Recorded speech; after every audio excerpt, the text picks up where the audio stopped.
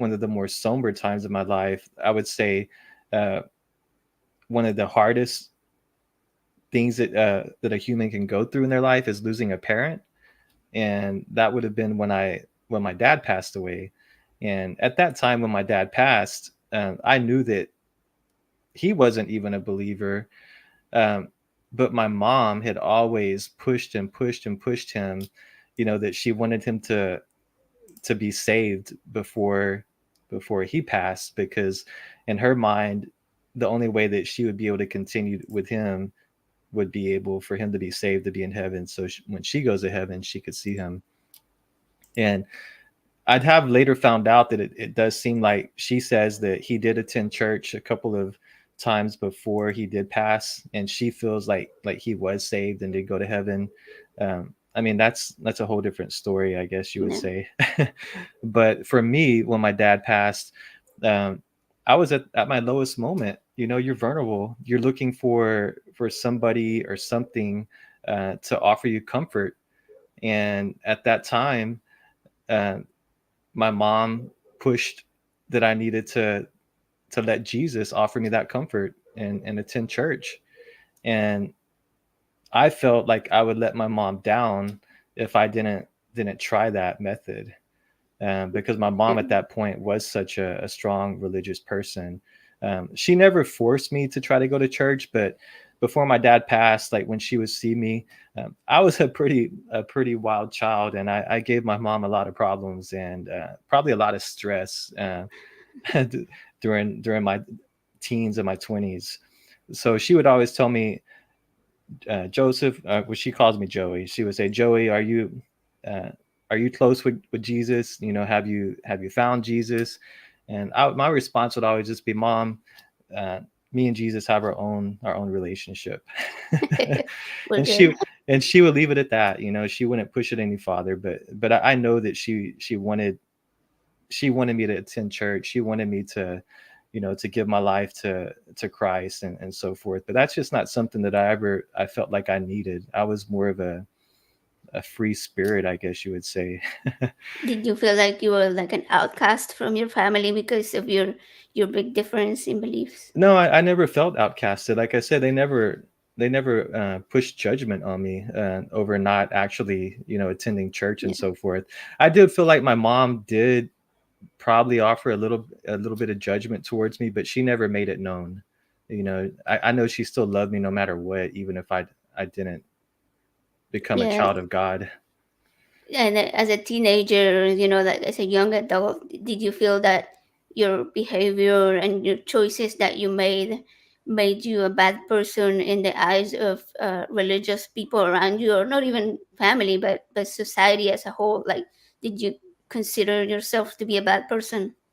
I didn't consider myself to be a bad person, no. So I never felt I was a bad person because I wasn't a person of religion. I wasn't involved in religion. Well, I Um, mean, more so like your actions. Like, did you feel that people judge you and saw you as a bad person because you were doing things that weren't uh, biblical, or like that weren't yeah, following? I think my mom did make me feel a little bit like that maybe my life would be on a better path if I let Jesus into my heart, or if I accepted Jesus. Um, I guess most people think that you become a good person like instantly, and like and don't make mistakes when you have Jesus in your life, that he's going to guide you. But to me, I felt like I needed to find my own way. And for me, this might sound sappy, but when I found you, I was at one of my darkest times, and when we met in my 20s, Yeah. I'd been through a lot. And to me, me and you, when we connected, you helped me find my way back to where I needed to be. I don't understand why people always think that the only way back to finding your way to a correct path in life is through a magical God, or this person named Jesus. I think us as humans here can find compatible humans that understand the same darkness or the same issues or problems that you're going through, to where we can help each other. We don't have to ask a magical mythical person in the sky to give us direction. We're right here to help each other, in my opinion. Yeah, I was going to say that when I first met you, we were both going through such turmoil in our lives, and you know, such a dark time that we both walked that dark path for a little bit Yeah, we did. before We we did. sort of brought each other out of it. But I think that even during those times that we were having a hard time, we were both looking forward to helping each other grow and become better. Uh, and I have to say, I think it was it last night that we were talking to Curly Laughlin. He's a great person in the atheist community, and he said it best. He said that we need to be less concerned about whether we are good or bad, and focus more on being just better today than we were yesterday. And I think that's such a really powerful message to have, because a lot of people see themselves as bad, or as doing bad things, or making bad decisions. But we all do the best that we can with what we have at this moment, right? So what he said for me really really hit deep, because I was like, yeah, that's definitely the key. It's not so much that we need to make a good decision or a perfect decision or be the best today. Like, we just have to look at the choices that we've made, and the progress that we've made so far, and try to do a little bit better, you know, Yeah, than learn we from had that the day before. and So build from it. Yeah. Well, I think I got off a little topic, well, a little off off the path, because I was talking about how when I was at my most darkest time when my father passed, that that's when religion really came into my life. And I tried to see if it was going to be the comfort that everybody said it was going to be. And I started to attend church with my mother. We actually moved in with my mom at that time. Um, because she was just falling apart as well. I mean, losing a your other your other half is like something that I can't even imagine. So at that time, I felt that church was maybe healing me, and it did give me some comfort, yeah, but it still didn't feel like that's what I was about. Like, I kind of feel like I was maybe faking it a little bit to make my mom feel better. Sadly, I would do anything to see my mom smile during that time. And if her knowing that I was going to church and was going to be saved, and if I knew that that made her feel better, and would make her happy, then I felt that I was going to try to do that. And I think it, like, again, like I said, I did feel a community. It did make my heart feel a little bit better. But again, there's when I would get a hug from somebody that would tell me they felt sorry for me, or close friends, I could get that same feeling from that as well. Um, so I'm yeah. not sure. I think everybody wants to feel that sense of belonging to something bigger than just ourselves. And I mean, I think that that's probably why everybody seeks to have a family, right? Like, to have a husband, a wife, or kids, and to grow that close community to you. But then we also want to have a bigger, wider, uh, I guess, set of people that we can interact with, because humans are just so social. And for me, it also began sort of the same way. Like, yeah, we both started going to church after your dad passed away. And for me, it was kind of the same feeling of wanting to not disappoint your family and you, because I also saw the way that you were trying for your mom to become more religious. And in my view, it seemed like that's what you were as well. And I think that's where our sort of misunderstanding started. Like, where you were kind of doing it on the surface, and at first I started doing it on the surface as well, but then I started to become uh, more of a part of my belief sets. Yeah, and And that's my fault for not sharing that insight with you. I should have been more open with you at that time, letting you know that I wasn't really feeling it like spiritually. It was more of a thing that I was doing to keep my mom happy, and definitely I see where that could have been confusing to you because on the surface you thought, wow, he's actually, you never seen me go to church before, yeah, you never seen me pray before, and I was doing all of those things when we would go to church, singing in the gospel, and and shaking everybody's hands. I even went up on yeah, the stage and had the priest, cleanse me of my sins, and I repented, I remember that. all of my sins. And I could see where that would look like, wow, he's actually a man of faith now. Yeah, I think growing up without any kind of religion or even much exposure to religion as a kid, we had very little interaction with church and church people where we lived. So it wasn't until I was like 15 that I came to the US that I had any type of uh, connections to people that were of faith. We actually did move here into a house with a family who were evangelists. So we would sometimes go to church with them and everything. And that was like my first big exposure with it. And I met you when I was 18. So it was like right after that, like just a couple of years after.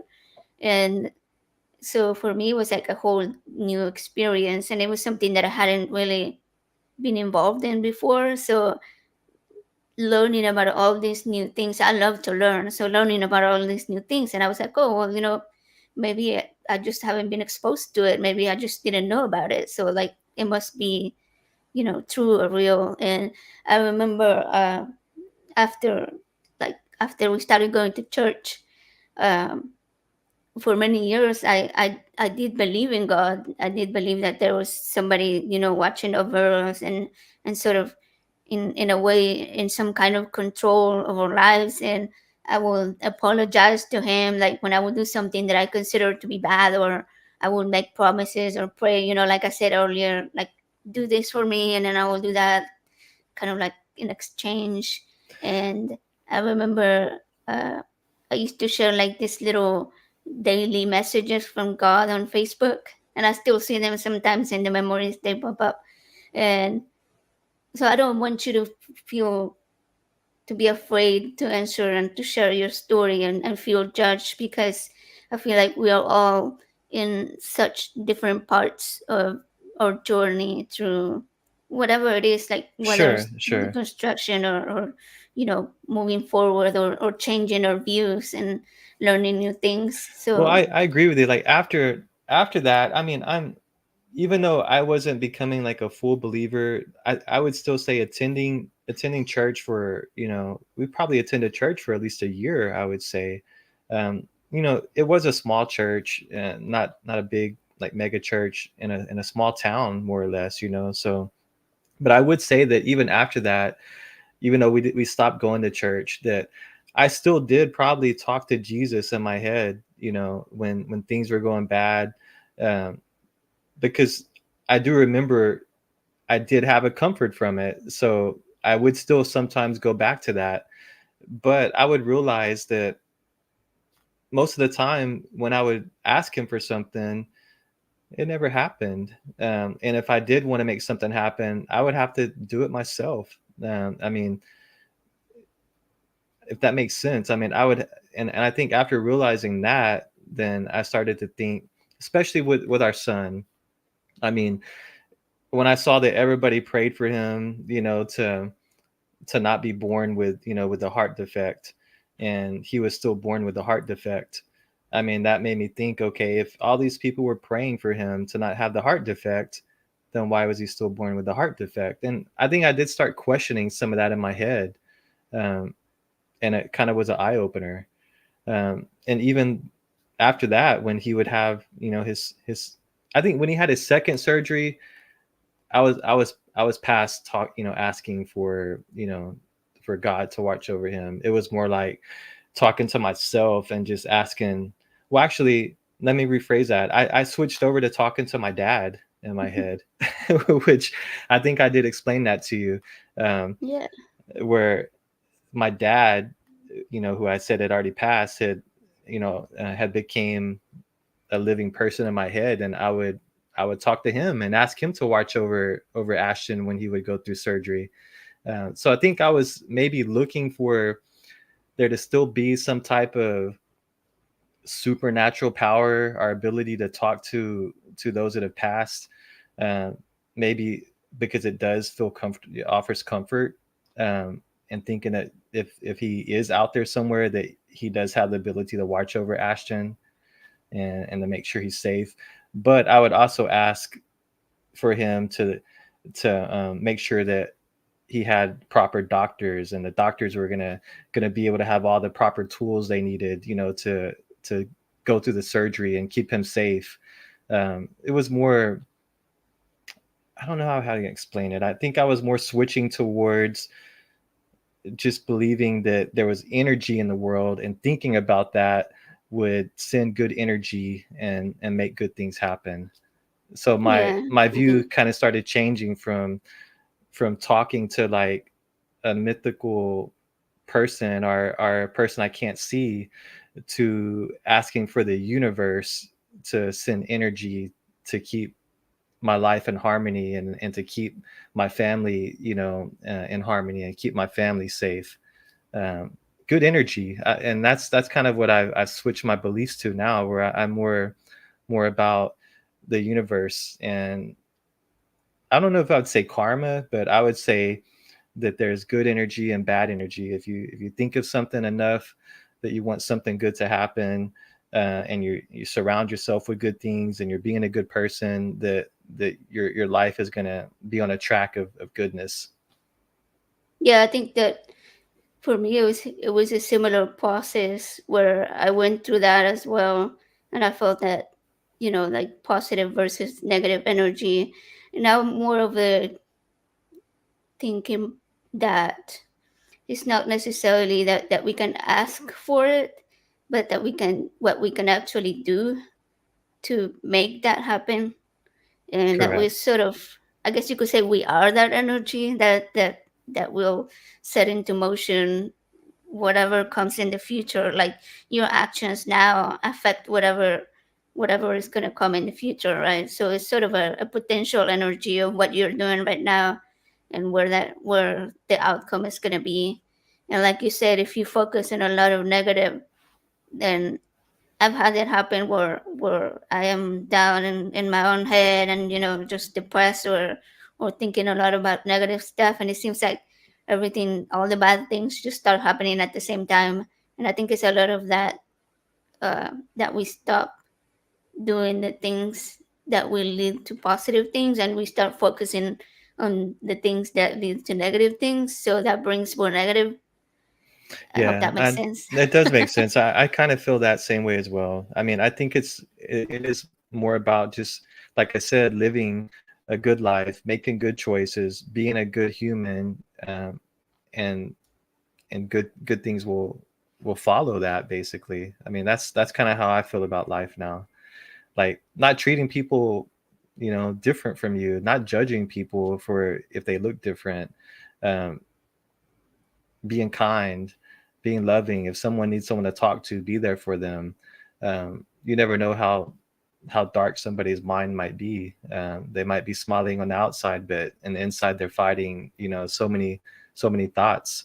Uh, Talk to people. Try to just be a good person. I think that's my Yeah. my key, living So key to speaking living. of judgment, do you think that the way that society judges others has made a difference in how you actually present yourself? Like, are you able to be yourself, or do you feel like you have to conform to more conservative rules simply because they're just the majority and not necessarily because they're good or right? Yeah, no, definitely. I feel like in the current situation with society that, yeah, I have to conform. I feel like I can't be my true self to everybody. Yeah. um you have to have your work persona. You have to have, um you because everybody, everyone is going to judge you no matter what. Yeah, I do sales for a living, so if I go into somebody's house and I have colored hair, they're going to judge me right away and probably not want to buy whatever I'm selling to them. Or if I have, like, I don't know, a mohawk or something, like I would love to have a mohawk, but I can't do it because of work society. Yeah, Definitely we live in a judgmental society. Um, yeah. that's I the way think I see it.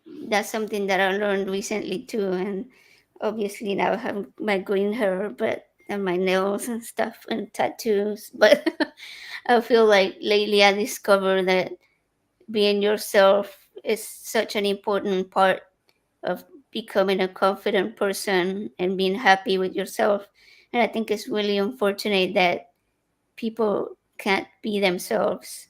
And it doesn't just go for things like work, it's just all over so many different aspects of social issues today. And a topic that has come up for you and I has been the issues of LGBTQ people, gay rights, transgender issues.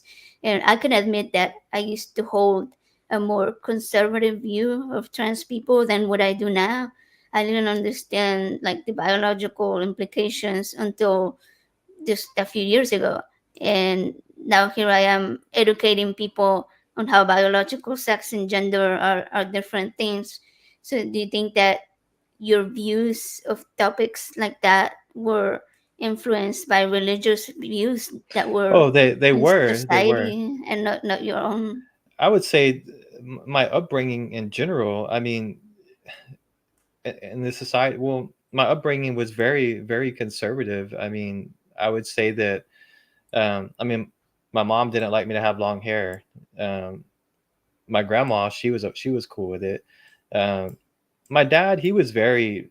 I would say my dad was more liberal. He kind of just stayed to himself and and did his own thing. He never made any comments about any of that.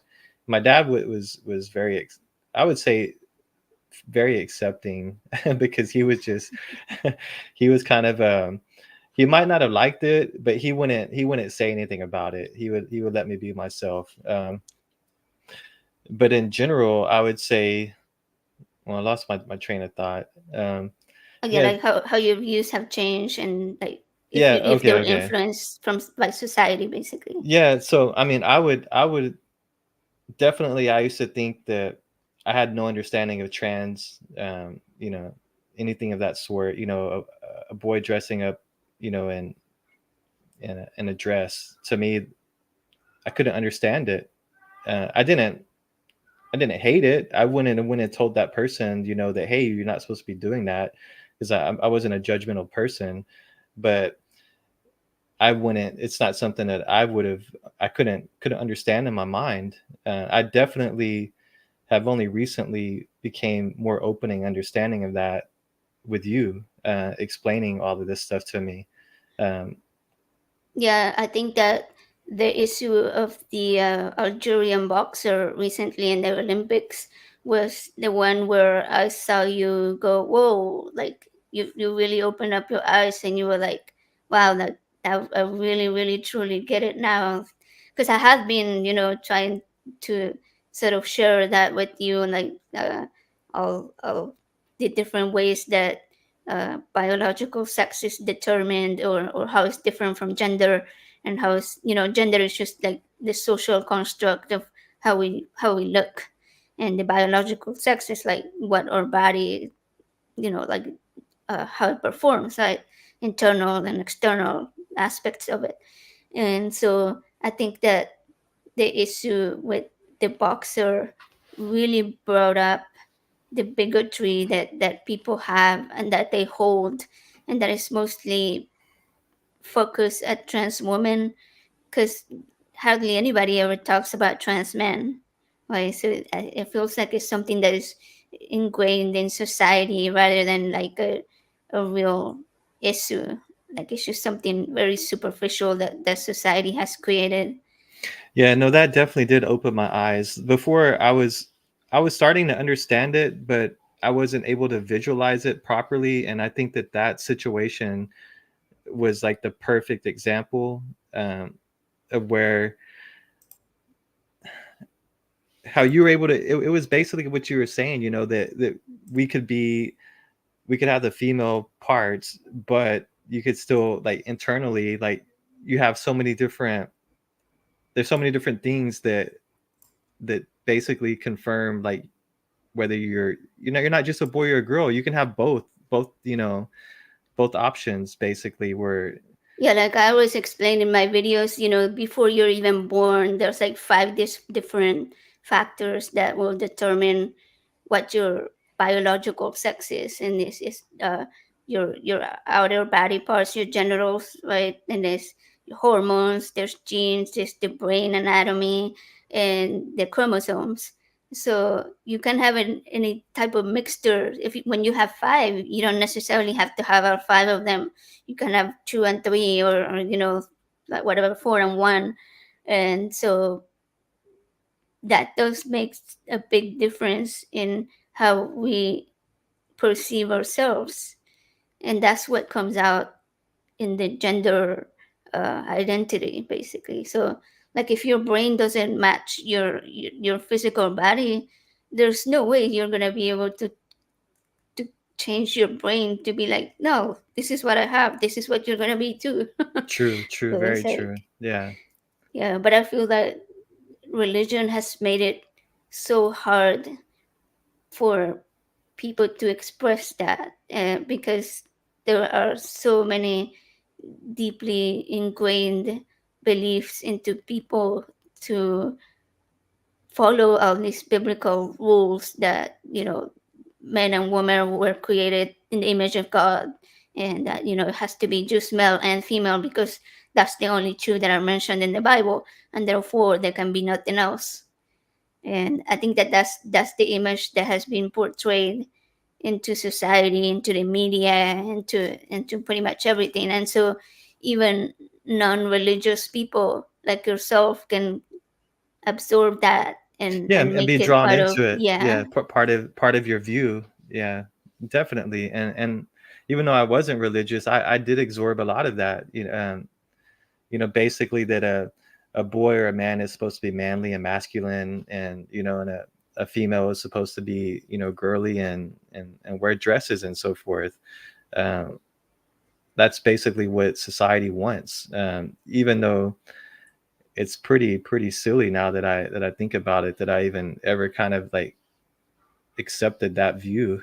It's like it doesn't like why should we care what somebody's wearing? Why should we care if someone has makeup on? Why should we even care what's in their underwear? It's like Yeah. that's not none of my business. Let them be themselves. Let do, them do you enjoy feel life. that do you feel that having met people who are, you know, non-binary, or who are don't conform to like all these specific rules, I'll name a specific person, Glenn. Everybody knows Infidel 64. He has his own channel, so, and he Well, wears like nails and makeup and hair. You think that meeting people like that who are so genuine, truly themselves, and are so awesome as just human beings, like yeah, that changed your view?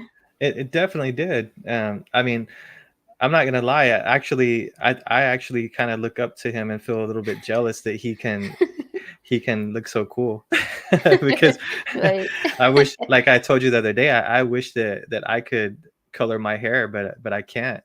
Yeah. You know, it's just something that Yeah, again that like your work. society frowns Yeah. upon. So like definitely I can't do it. Um, Yeah, I feel like being in an environment like that makes me realize that the more we push these boundaries, the more they're gonna become the norm. And while we're not there yet, so I'm not telling you to color your hair, no, I but know. I feel like in the future, like even in future generations, people will feel much more comfortable with being able to be themselves and truly and authentically, without feeling so judged. And that's how society should be. No one should have to feel like they can't go out and be themselves. Like everyone should be able to feel that they can go out in public, go out and be with family, and be exactly who they are. You shouldn't have to hide that. Um, if somebody does not want to accept you, then you shouldn't even bother having them in your life, because I mean, if they can't comprehend that judging somebody for who they're, for them being them real selves, I mean, that's just kind of sad in my opinion. Now it really, it makes me sad to think that Yeah. there are people that can't overlook that view. You know, there's families, you know, there's kids out there that don't talk to their mom or their dad anymore because their parents can't comprehend that concept and accept them for who they are. And that's just sad that you wouldn't talk to your child, because of something as simple as that. Yeah, like so superficial. Yeah. I feel like for myself, another thing that I hadn't realized I had absorbed so much from religion was like the whole purity culture, what were, you know, thinking that women need to cover up to prevent men from being tempted, you know, by our bodies, or that sex shouldn't be talked about, or that men should be extremely manly, you know. And I think that sort of the whole process of becoming part of the atheist communities, and exchanging stories and listening to other people's stories made me realize how deeply that had become part of my life as well, and it was like preventing me from being more open. And I think the more we talk about all of that, not just purity culture, but like LGBTQ issues and any of this, like I said earlier, it's just gonna become a more normalized and more, yeah, like I think that people can just talk about, and Yeah, people it'll can be just be normal. themselves. Yeah, And yeah.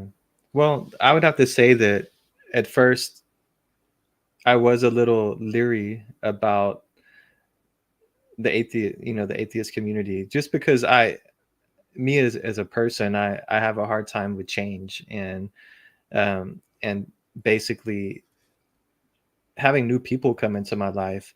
But as you've helped me on this journey and brought me into this and let me feel like I'm part of the journey, I think that now I feel a lot better about it, and I see that everybody that I've been introduced to, they're just great people. Their personalities, the way they accept everybody, it's you can just feel the acceptance, no judgment at all. And I've never felt that before, like to be in front of people that I've never talked to before, and not feel like I'm going to be judged.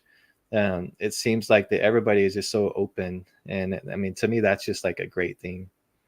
yeah, I think like the only thing I'm sad about is that we hadn't met all these people before, because I feel like when I started listening and interacting with everybody in the atheist community, like you said, at first you're like, wait, is this real? Like, can these people actually be like this? And you're thinking, well, they're probably just like that on screen, right? But then you go on the after shows, and you go and meet them in person, or you have like all these smaller gatherings, or, you know, talk to them behind the screen before the shows, and they're exactly the same as they're on the screen. And it's like, wow, like what they're saying is coming from their heart. Like they're actually, this is Yeah, actually things yeah, that they believe in, you know. So I think it makes a really big difference in in helping us find that community, because like you say, church often offers that community. And when people start to deconstruct, I think that a lot of them are really fearful of losing that sense of community, of losing the people that they had for support, and they don't really know where to turn. So I think that for us as the atheists, as the ones that have already come to the other side, it's kind of our job to make it a safe space for people to come to, and to become a part of it, and realize that we're not well, you know. I have to say, so I think that the term atheist has just such a bad rap. I guess that's, I should say it that way, that you know, that I've always thought of the word atheist as devil worshippers, that these people are Yeah. devil worshippers. And it's like, it's far from that. I mean, if the devil Yeah, has a huge heart, I guess they are devil worshippers. But I mean, it's just crazy. I mean, I think anytime someone hears like, oh, you're an atheist, or oh, she's an atheist, or oh, they think they're a horrible person. Like, oh, they must not have good morals. They must be okay with rape, or they must be okay with any horrible thing that you can think of. And it's not that at all. I mean, this organization is so great because they're out there changing the way that people view the word atheist. Since I've been in touch with this community and involved in this community, I see that that's just like so crazy that other people that don't know anything about atheism, when they hear that word, that they can't that they think of that. And when I hear it, I think of an inviting community, a loving community, a non-judging community. And that's something that the church could never offer, because the religious is just like any type of religion organization, they're just so judgmental, even though they say that they're not the ones that are supposed to judge, that it's supposed to be up to well, but God. that is the ultimate goal, to be judged by Jesus and God. So ultimately, you are pretty much running for judgment. But the followers of religion are the ones Yeah, who do all the judging. Like they'll judge you for being gay, or they'll judge you for having colored hair, or they'll judge you for wearing a short skirt, or they'll judge you for having sex before marriage. It's like and then they'll disown you because of that. But yeah, why are they the ones doing the judging, when their religion tells them that they're supposed to allow that judgment to be done by God? yeah. I'm going to read a message that I'm seeing on the chat, and it says, "My little sister was in the closet for over 50 years because of something her mother said to her when she was 14 years old. Some people never realize the damage their religious beliefs cause." I think that is so accurate, and it's what we were just discussing. It's not even the messaging from the people that we love. It's like the messaging from all of society. And even if Ronald's little sister had been able to come out, let's say that their family supported them, they would be up against the entirety of society. Like, not the entirety, right? But like billions of people who are Quite a few of Christians. them. Yeah, That's quite a quite a few of few them. people. And thanks for watching, Ronald. And here we Or thank you have for sharing that with us. It's definitely hard. Fern, yeah, Fern Lobon, Holy Neighbors. And Fern is actually one of my very first followers for my channel, who's been a really supportive part and always commenting on my stuff, making sure that it comes up in the algorithm. And Yeah, I've then seen that send name out another there. message. Yeah, the very nature of the Christian theology hinges upon judgments. Yeah, exactly, Fern. That is so accurate, because yeah, as I said, it's like you're literally running straight up towards judgment. And I think people feel entitled to make judgments just because they're thinking, well, you're gonna go and be judged, so I might as well judge you anyways. And when you're given all these different rules in the book to follow, then you feel like, well, I know better, and I know this is the rule, and I know this is what you're supposed to do, and you're not doing it. So it's judgment So ultimately. they try to say that they're telling you these things because they want you to be saved, basically, right? I mean, normally when, from what I understand, like I had an experience recently. Well, I got judged by somebody. I guess I could tell this story. So, Yeah. um, with my job, I go out and the product I sell, sometimes it has to be serviced. And I had a customer, an elderly lady, very nice, and I told her I would come and pick up the product from her, and I would get it repaired, and then I would bring it to her when it was fixed, and I wouldn't charge her for it.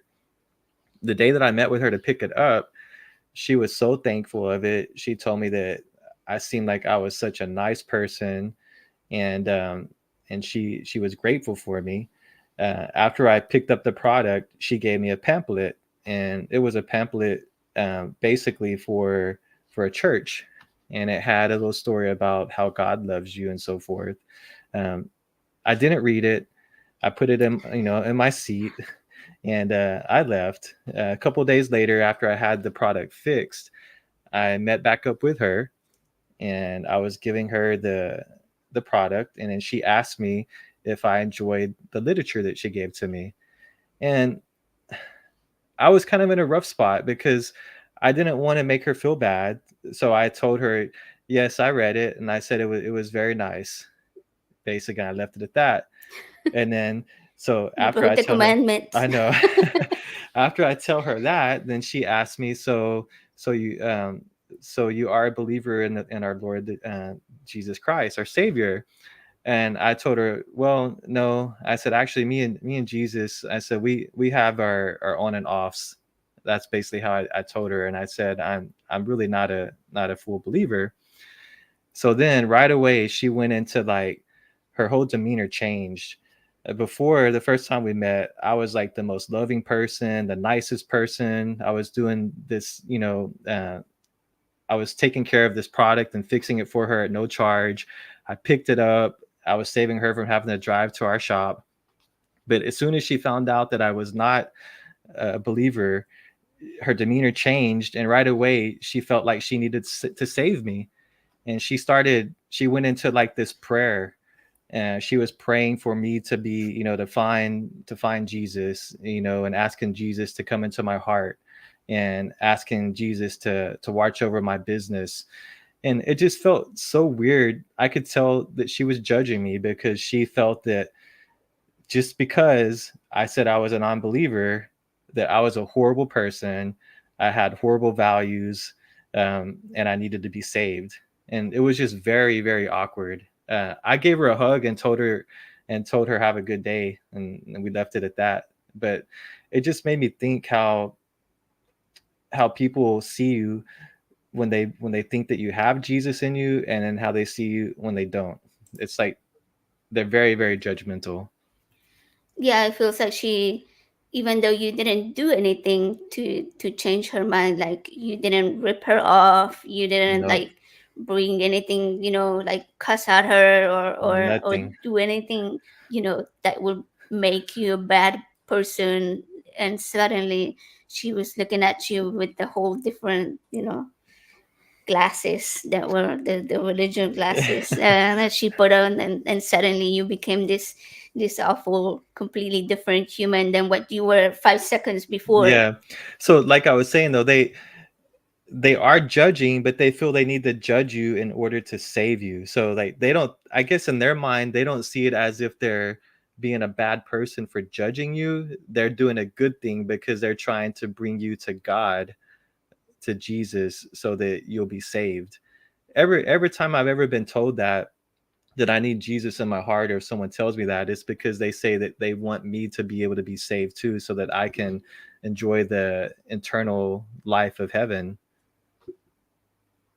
Yeah, it feels that that's the ultimate goal.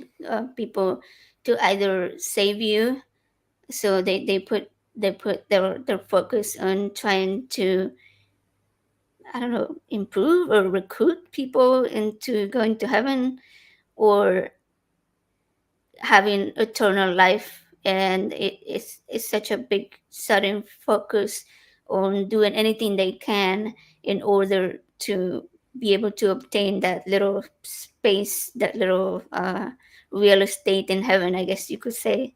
But I guess they think they're getting bonus points for like each person that they can save, right?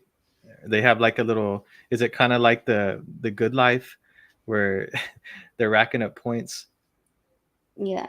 every time they save somebody? Let me see what the messages say. On an unrelated note, I pick up any religion material left out, um, to coerce the public, and find any contact emails that I can. Or I guess to like spam them, We kind of this like the way that you would deal with the with the spam spammers, the callers, yeah. scammers. Hey, that's a good thing. You're doing a great service. All right, you read this one. Right. Also, AJ, that hair's killing it. I'm so jealous. But anyway, Ronald is 100% right. I struggled to allow myself to accept my lack of belief because I was scared to become that terrible thing, an atheist. It's true, Fern Love. Her hair is killing it, but yes, it is. It's very hard to be able to accept that yourself. I think because we feel so scared to be judged by everybody. Yeah, but I actually felt that way too. I watched the atheist community of Austin shows for like a year at first, and then I slowly, started to become more interactive with the people, like in the chat and like I said, in the after shows and all of that. But it wasn't until this year, until I started the Waste to Human channel, that I came to actually say it out loud that I was an atheist, and it felt kind of weird because, as you know, some of your family members haven't been the biggest fans of my outspokenness about anti-theism, so it was a complicated thing to accept about myself, even, and to put it into words, into like actual words out loud to other people because of the fear of being judged. And just like how you mentioned earlier about the story with the client that you had, and I think that there is such a big misconception among believers, among religious people, that unless you have God to give you morals, then you can't possibly have any morals. And I've heard that before, like people act genuinely shocked to see that you're an atheist and be like, well, how do you know what's good and how do you know what's bad? Exactly. But that's one of the funny things. I mean, you can be a good person morally without having religion in your life. I think you can actually be more of a morally good person because you don't go around judging everybody for every little thing. I could swear I've seen the name Cognitive Echo in comments on YouTube. And yes, you have seen it lately because he just started his own channel like maybe like a couple of days ago, and has been very active on the live feeds and watching Truth Wanted and the Atheist Experience and some other shows with me. Zodanza too. Yeah, big Yeah, fans I of hope that him. you'll go and follow and like my channel. I'm not Yeah. sure that exactly how much content I'll be posting. Probably not as much as AJ on her channel, but I do plan to do a lot of live shows with her, and we have a really good show lined up that we're going to be doing soon about dreams and Yeah. religion. We're not sure if it's going to be later today or another day. We're going to figure that out depending on how this one ends. Let's see the next message. Some of the church, I'm sorry, exceptionally average says, laughing out loud. In some of the churches I was forced to attend while growing up, there were people who bragged to each other how many people they lead to Christ. Yeah, yeah. So they're racking up those points, every person that they bring to the gates, I guess, right? But it's always been interesting to me because there's people who don't, you feel like they don't quite like you very much. I mean, maybe it's just me, right? But I've met some people that I felt didn't like me a whole lot, and then when they find out that I'm an atheist, they're like, "Well, God still loves you, and I'm still praying for you." And I'm wondering, are they praying for me to go to heaven? Like, do they realize what that implies? That they're gonna see me in heaven, like for eternity? Are they gonna? They can barely stand me here in life in the earth, and they want me to be there in heaven with them for all of eternity. I don't know. They want to be on good terms with you. So I suppose.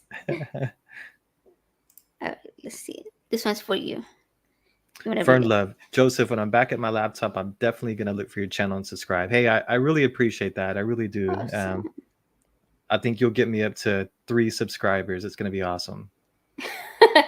I felt the same way when I was first starting out. I kept watching the little subscriber, line under my name. Oh yeah, I have 5 subscribers. No, I have 174 exactly. Hey, you're killing it. That's really good, really good. Hopefully these live shows start bringing more people for you though.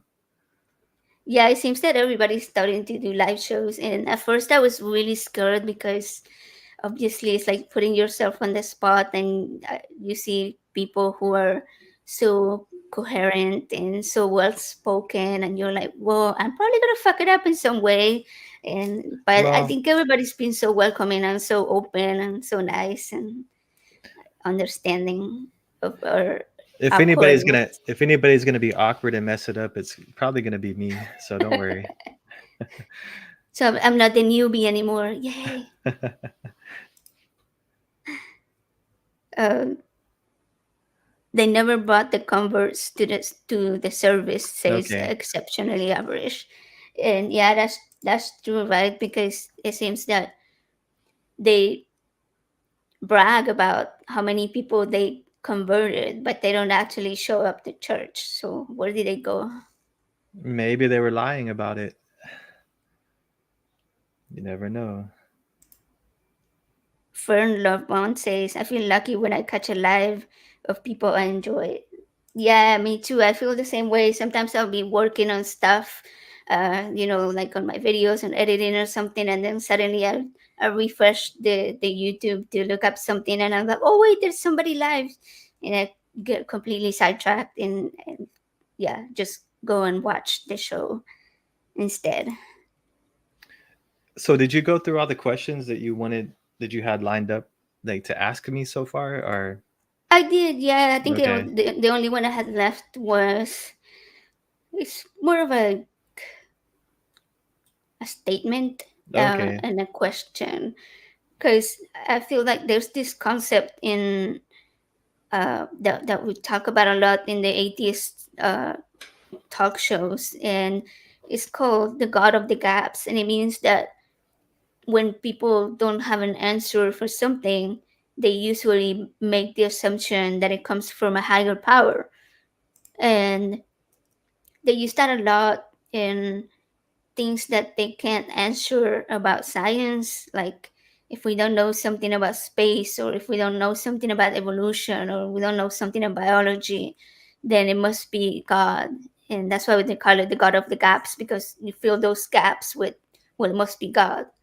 You think that you ever feel that way, and do you like recognize that that's something that isn't really helpful to No, use? I've never felt that way. I mean, I've always had the question of who is God's father?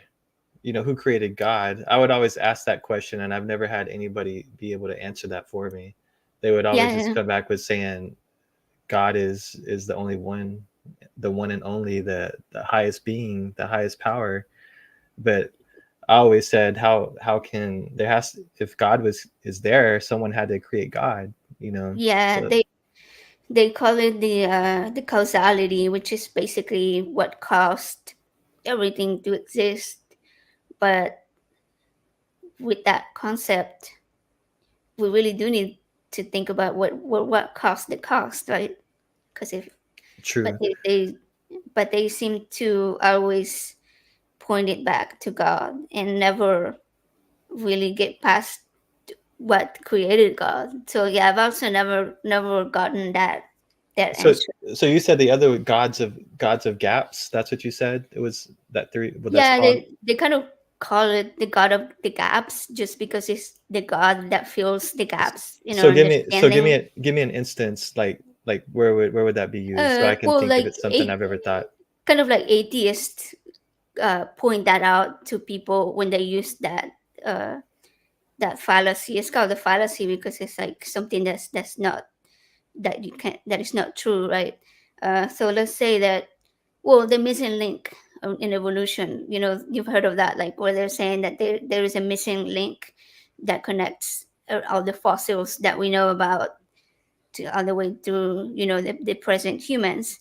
And so somebody who believes in God will be, well, that's because God created humans, and there is nothing there, like there isn't a missing link. It was So God. using that to debunk that basically.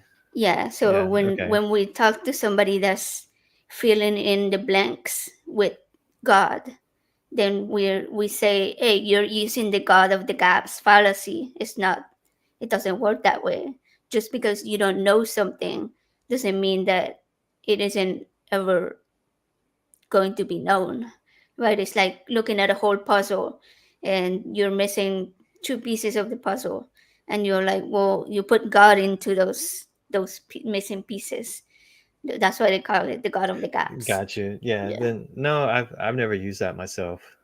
Okay, that's good. Good. Good. I see a. Okay, there's a correction. God wasn't created, the uncreated creator. That's, yeah, aka special pleading. I just reduced the entities needed to explain the observation. The universe is the uncreated. Yeah, I think people really do try to make so many excuses. Like they flip and turn everything that they've learned from their religion. Like there's whatever specific religion they have, right? It could be even Muslims or Christians or Jewish, and they bend all these rules, and that's why they call it special pleading, because it's just like you're using special rules that you will never use for In any any other other circumstance, aspect right? of your life. Yeah. Yeah, Yeah. yeah, exactly. And Ronald. Ronald Ford says abiogenesis is one of their favorites. You can't prove how life began, so they claim that a god did it. So Yeah, that's a gap of God theory. the god of Or the gaps. Yeah. yeah, God of the So, gaps. Okay. god of the gaps. Yeah, like the god that fills the gaps, Gaps. basically. Yeah. So abiogenesis is a really interesting uh, topic that a lot of religious people like to bring up, because it's a hypothesis that is currently being investigated. It does have a lot of evidence for it, right? It's not something that's like not understood. It's quite well understood, and it means a means no, bio, life, genesis, start. So basically, that life started from nothing, but it isn't necessarily nothing. Like we have been able to show in labs that you can start life from different building blocks. Even in space there are amino acids, and which are the building blocks of life. So we know that life is pretty much everywhere. So it could have definitely started from a single cell, or um, yeah, there's probably a lot of better biologists that can explain it a lot better than Better, me. yeah, yeah. Like Forrest Valkai, I think he has a video about it. But yeah, it's one of those things that people who are religious claim that has no basis in reality, and that there's no science behind it. But there is. It's another message From Ronald, yeah. from Fern. She says she's responding to Ronald. Yeah, we have step 1, 2, 3, 5, 8, and 9. But because we don't have all 10, we must be wrong. And the gap, feeling God, must be the answer, because me has a book, the Bible. Yeah. The Bible. There we So go. that's, yeah, All that's right. basically like a really good explanation of the God of the gaps. Like, because you have, if you have instructions to how to build your IKEA furniture, and it has, step what is it, 1, 2, 3, 5, 8, and 9, but then you're missing a couple. They're saying, well, it must be God that filled in those gaps The and rest of it, yeah. finished your product how it is today. Right? That in Well, this case, it will be the creation of humans. I don't know how I feel about that. That's pretty. I don't know. I've never heard that term before, so I'm learning that today. I did see it typed in a chat last night when we were watching Truth Wanted a couple of times when one of the callers was going on about Oh, the DNA yeah, yeah, changes. Yeah. correct. and people were using that term. I forgot to ask you about it. Yeah, it's a really interesting. Yeah, I think it takes a while to learn all the terminology, and I'm still learning a lot. Like for example, I'm excited about tomorrow's XP show because J Mac is gonna be on it, and he's like the big philosopher. He actually watched The Good Place, and he said it was a really good show because it talks a lot about philosophy, and that's something that I've always been interested in because there's just so many different ways to examine even the same situation, like when we were talking earlier about morality, right?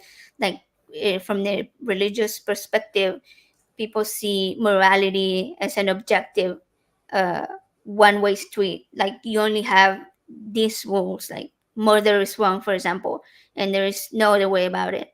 But when you look at it from a philosophical standpoint, like when we were watching In the Good Place and they were talking about the trolley problem, like do you do you pull the lever and kill one person, or do you let it go and kill five people? And the situations can be so many that there is no one correct answer to it, and you can't possibly say killing is wrong because you kind of have that ability to make an informed decision based on what you can determine will be the most ethical, right? The Yeah, one with the yeah. least harm, or the best possible outcome with what you have. Fern Love Bond. She,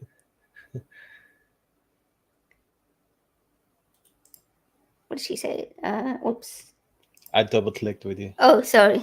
She says, "Oh, I really enjoyed The Good Place." Yes, The Good Place. So Joseph hasn't finished watching it yet. I'm watching it maybe for like the third time. I loved it so much. Like to me, the messaging is so deep, and it has so many really good lessons throughout the whole series. Like they put these really meaningful things throughout every part, every episode has one thing that leaves you thinking. And another one that I really enjoyed that has a similar sort of theme was what was it called? Chaos. Chaos, yeah, chaos. Chaos. Yeah, that one's really good. If anybody would like to see it, I'm gonna type it in the comments. But they only Oh, have, it's only got one season so far, and they just started the second, I believe. yeah, that one. Oh, I see we have somebody else over here. You wanna read that one? Oh, we got Catching Monsters in the chat.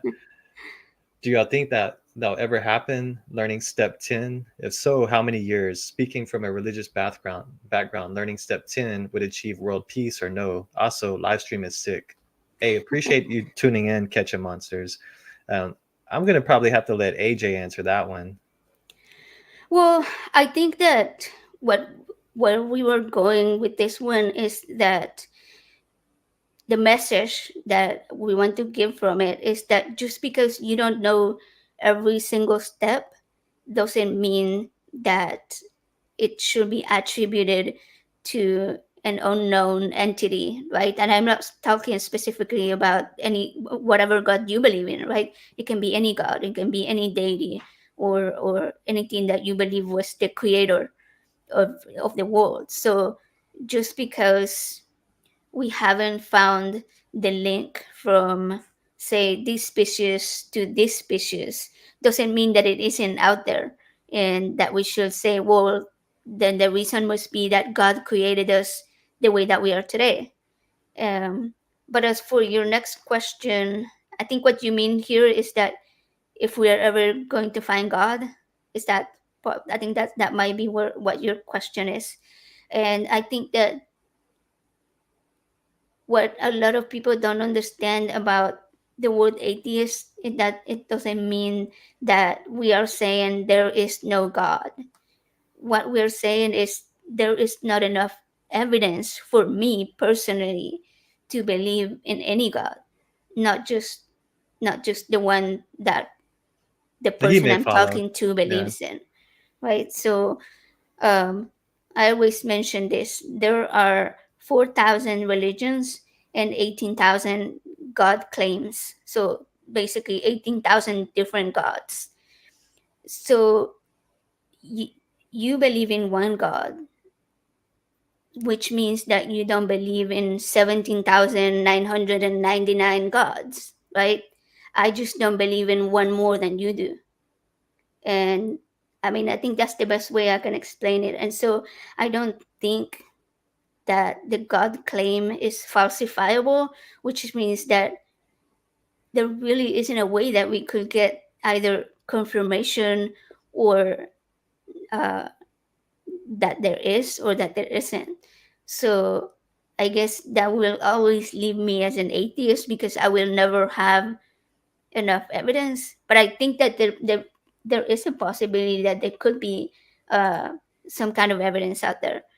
And I think that if God were as powerful as he is claimed to be, then he will know what my mind, what my brain needs exactly in order to believe, and he will show me that with proof. Like one example I also always use is that Joseph, I know that he is a real person, right? And I know that he loves me, and I know that I love him, and the fact that I know that he is real doesn't force me to love him. It is my choice to continue to be with him. So if I were presented with enough evidence that a God was real, I would believe that he is real. Will I worship him? Probably not, but I will believe. So I don't think that belief equals worship. So I think that him making himself known to me wouldn't force me to worship him. I see there's some other questions. Well, Fernlove did a response back to what Damien's, Okay. well, to what Yeah, Catch a you can Monster read it. said. So, in response to Catch a Monsters, Fern Lovebond said, will we ever learn the totality of life's origins? I don't know, but I doubt it would end any conflict. Perhaps across hundreds of years, it may become accepted, like the heliocentric model. Yeah, I mean, I think that's a really good point because I think that, as I said, for myself, just knowing doesn't mean that I will worship that God. So, just the same way that learning about the origins of life would that lead people to stop believing in God? Probably not.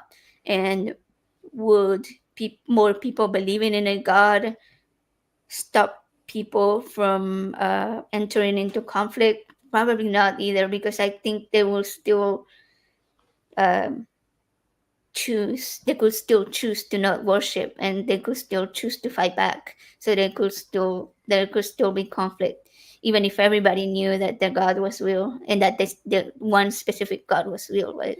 But he would have to prove that he is the one and only God, because all these other people that follow these other gods would still think that their God could eventually show themselves. Wouldn't you think? So religion keeps war and division, especially in world conflict. I mean, it's war has always been a part of religion. Oh yeah, and I think it will continue to be because, as I say, there's 4,000 religions, and so many God claims that it's pretty. I would say it will be really hard to get everybody to be in the same page, and it will require the one God claim to become so extremely clear for everybody to believe it. But again, it doesn't mean that everybody will follow and that everybody will worship that God, True, because there's true. yeah. All right, more comments.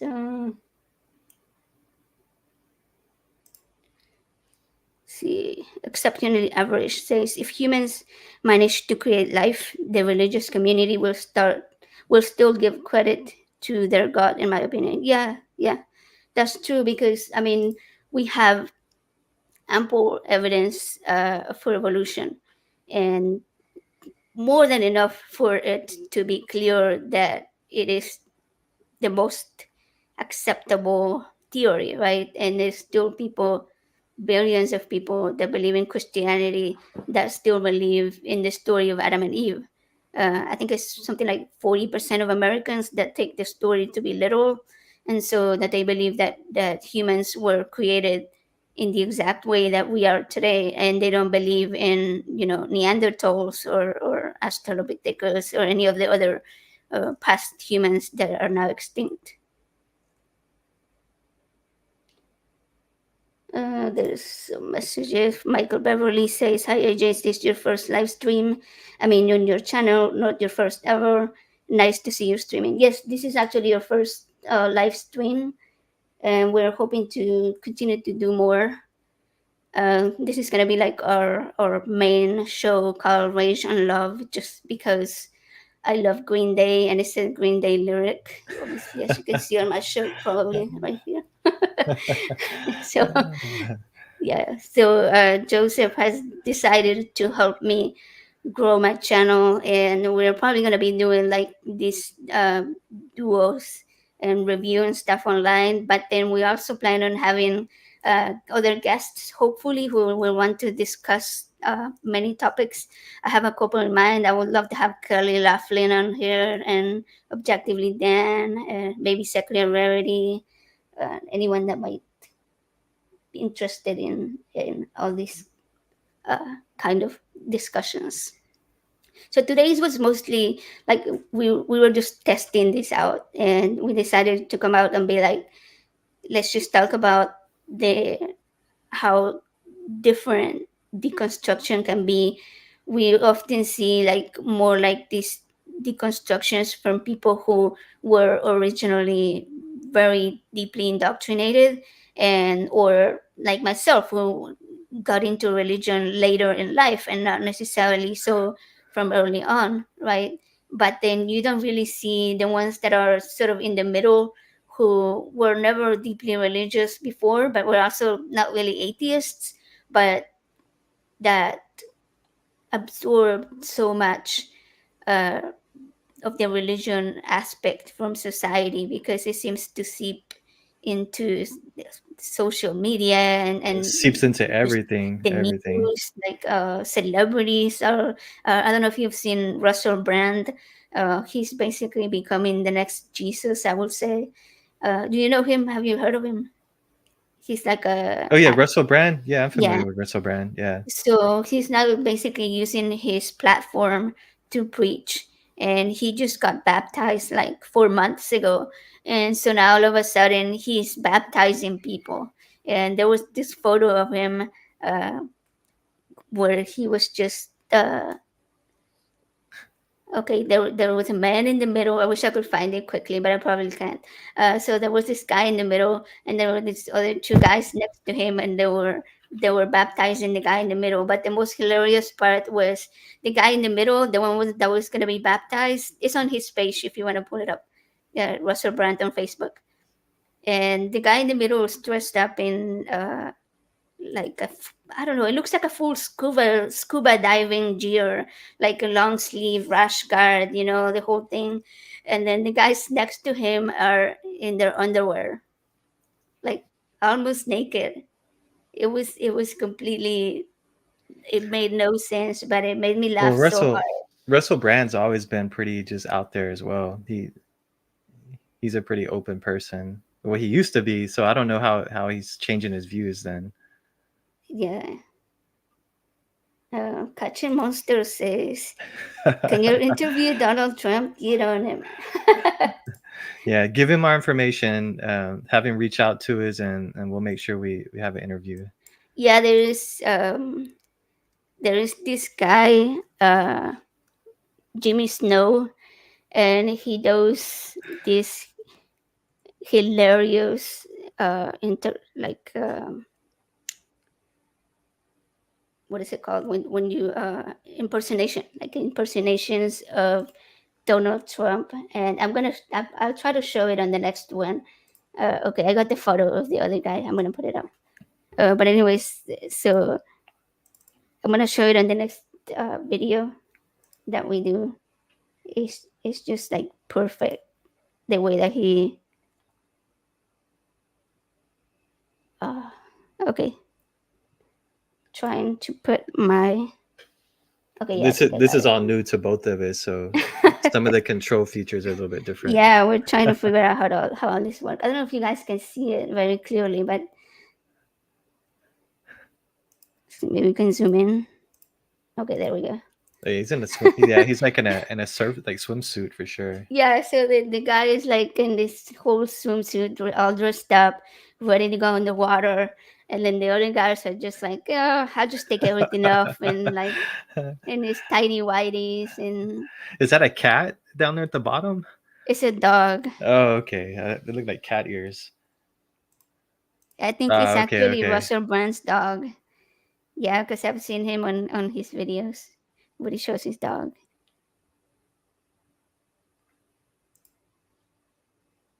Yeah, that's it's just it's definitely some really out there stuff, you know. Oh, I'm sorry for did could you see it? Would you want me to put it up again? Yeah, you can put it up again Because Fern said that they for Fern. couldn't. Okay, I'll leave it there for a second.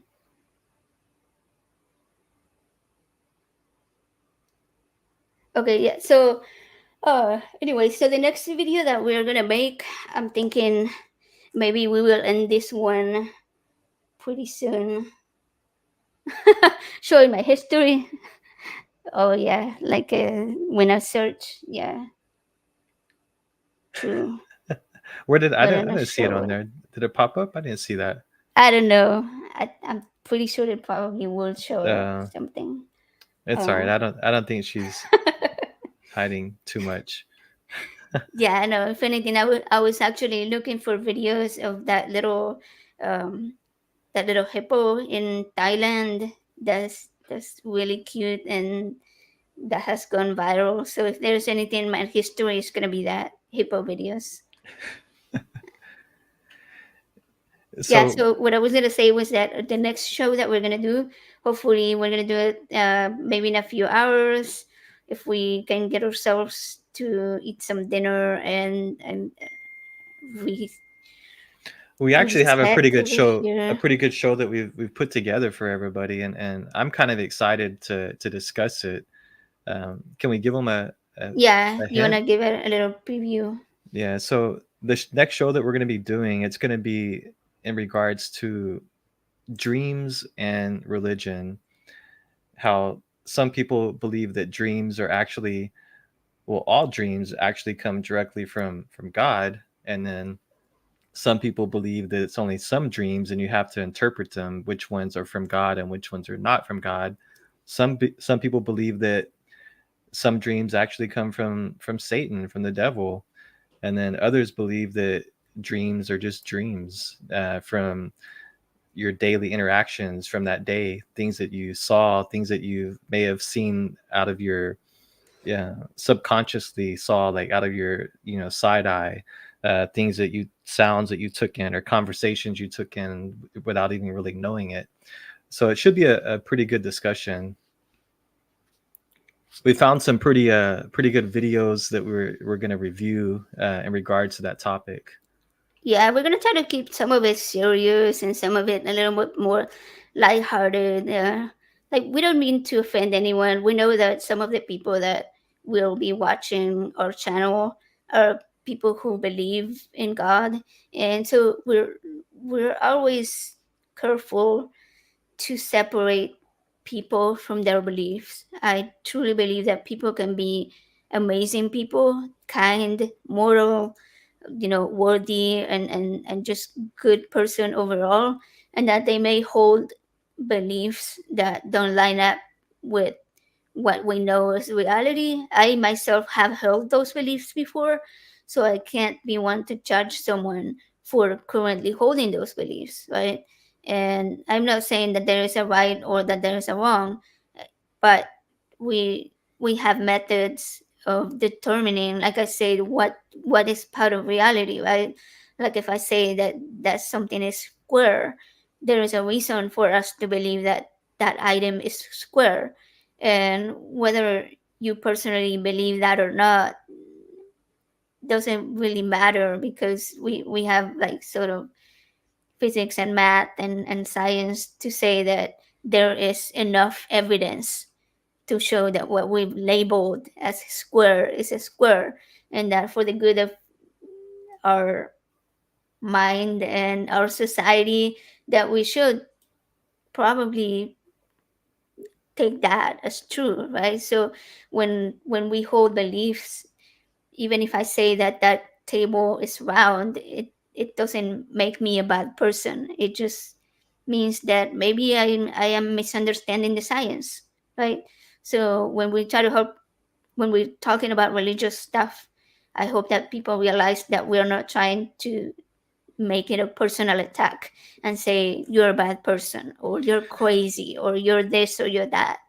It's just, It's definitely not, because yeah, I know several people that I love, with all my heart, and they're great people to me, my family, my child, um, very acceptable. They accept me for who I am. They accept my family for who we are. It goes both ways. We accept them for who they are as well. So I think I more have an issue with people that are religious, and they try to push their their views and their vows, their views and their morals on you, basically, how we live our life. um if that makes sense. yeah, yeah. I Because might have just I kind of think like, that no, a lot of people use those values and those beliefs to make decisions. Like we see here in Texas, we have a lot of very uh, very fundamentalist Christians that are pushing for, let's say, abortion to be considered murder. And so we have to, even people who are believers in other Christian denominations needs to be able to push back on those more extreme beliefs and say, hey, we are both, we're both on the same side, like we both believe in the same God, but what you're doing is too much. And I think that that comes with the territory of being Christian or being non-religious, that pushing back on the more extreme views and not necessarily on saying that any specific person is bad for believing this or that. and yes, Catch a Monsters, that was meant for you. Love you, bro. Hey, and if any of you guys watching the stream right now, if you're into fishing, this guy has a really cool YouTube channel, Catching Monsters, and he catches Yeah, some monster fish. Check him out. He's very, very good at fishing, and he has a love for fishing. It's like he could fish every day if he could. I think he's fishing right now in Colorado. probably. Yeah, maybe taking his break from fishing. Yeah. He said he's eating Indian food earlier in the chat. Oh, that's awesome. I love Indian food. We've been trying to get Joseph to try Indian food, but I did eat I think he Indian food tried with it you. one It time was and it was it good. was good, right? Yeah, yeah. Well, I guess we should probably end this live for today, and we're hoping possibly, if we don't get the other live on later this evening, then it'll Maybe probably like be, tomorrow early before yeah, all the other maybe early 80s shows Sunday, come on. because I know everybody's gonna be watching other shows on Sunday. Yeah, so we'll try to get it maybe later today, maybe like 7 or 8, which is in like 2 or 3 hours. Gives us some time to get some dinner and get our animals taken care of. All right. Well, I appreciate everybody tuning in through my first time being on a live show. And I appreciate everybody who's been following AJ and showing her all that love. Um, she's definitely been a person to help me on my journey through all of this, and finding out um, how to be a more open person and not being afraid of judgment in today's society. And I look forward to many more shows, many more chats with everybody, and having some decent conversation that really challenges on both sides. Um, Always open to learning. I'm always growing. I think we all are. And I think it's a good thing to never stop learning. So I guess until next time, what We'll do you see you think? guys in a little bit. Take All right. care. Take care. Bye.